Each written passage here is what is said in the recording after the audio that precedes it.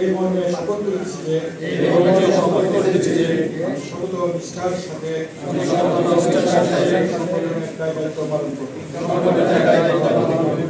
পর্যটন শিল্পের সাথে যত সংগঠন আছে সবচেয়ে রিলেটেড হচ্ছে আমরা আমাদের এই অ্যাসোসিয়েশনের যারা সদস্য আছে সরাসরি আমরা পর্যটকের সাথে জড়িত এবং প্রধানমন্ত্রী দৃষ্টি আকর্ষণ করছি আমাদের অ্যাসোসিয়েশনের 320 জন মেম্বার আছে।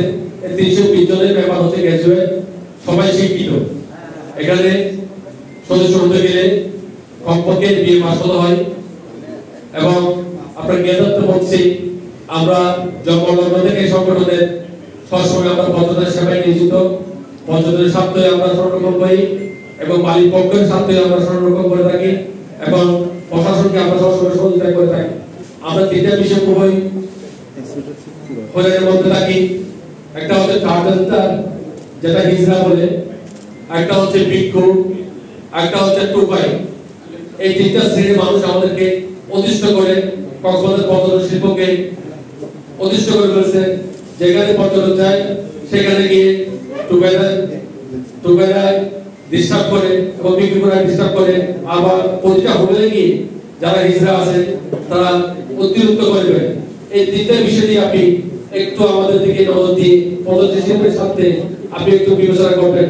সরাসরি ইন্টারভিউ নিয়েছেন প্রার্থীদের কাছ থেকে, নির্বাচন কমিশনার থেকে শুরু করে প্রত্যেকটা যারা ভর্তিতে এসেছেন সবার কাছ থেকে সরাসরি ইন্টারভিউ নিয়ে নির্বাচন পরিচয় উনি লাইভ টেলিকাস্ট করেছেন। বাংলাদেশের ইতিহাসে এরকমটা হয়েছে বলে আমার জানা নেই। আমি ইমাম ভাই আন্তরিক ধন্যবাদ জানাচ্ছি আজকের এই অনুষ্ঠান থেকে।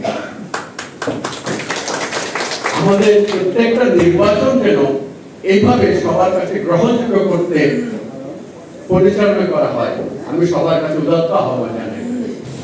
আমার যখন বুকিংটা হয়, বুকিংটা ক্যান্সেল করার অধিকার পর্যটক রাখে। সো তাকে যদি ক্যান্সেল করা হয়, তাকে ক্যান্সেলের টাকা ফেরত দেওয়া হবে না কেন? কেন টাকা দেওয়া হবে না আমি জানতে চাই। তাকে তো তার বাবা মারা যেতে পারে, মা মারা যেতে পারে, অথবা আজকে যে একটা বিমান দুর্ঘটনা ঘটলো তার আত্মীয় স্বজন থাকতে পারে। এখন যদি সে যদি এখানে 10 দিনের বুকিং দেয়, আপনি তার বুকিং ক্যান্সেল হয়ে গেলে আপনি তার টাকা ফেরত দিবেন না? তো টাকা ফেরত দিতে হবে। তাহলে টাকা ফেরতটা নিতে গেলে তাকে কেন টুরিস্ট পুলিশের কাছে অভিযোগ করতে হবে? কেন টুরিস্ট পুলিশের একটা টিম যাইতে হবে? এই ধরনের বিড়ম্বনার শিকার কিন্তু এই বুকিং ক্যান্সেলের ক্ষেত্রে হচ্ছে। শৈমাস আমরা একটু নীরবে কাজ করলেন, আলোচনা সমালোচনা যা থাকে আমরা এই যে নির্বাচন কমিটি আমরা সবাই মিলে আমরা কাজ করব। আমরা আমাদের সদস্যগুলো যেগুলো আছে সমস্ত সদস্য যারা ভোট দিতে পারি নাই তাদেরকে করে একটি সুন্দর আমরা লিস্ট দিব, আপনাদের একটি গণতন্ত্র দিব। আরেকটি হচ্ছে আমাদের কয়েকটি কাজ গুছানো কাজ আমরা এগিয়ে নিয়ে যাব। এই সংগঠনকে আরেকটা পর্যায়ে উন্নতি করার জন্য আমাদের আরো পরিশ্রম করে যেতে হবে। এটা আমাদের প্রয়োজনীয় একটি সংগঠন। বাকি যে পর্যটন কাজ করে যে সংগঠনগুলো আছে সেগুলোর সাথে সমন্বয় করে আমরা এগিয়ে যাব।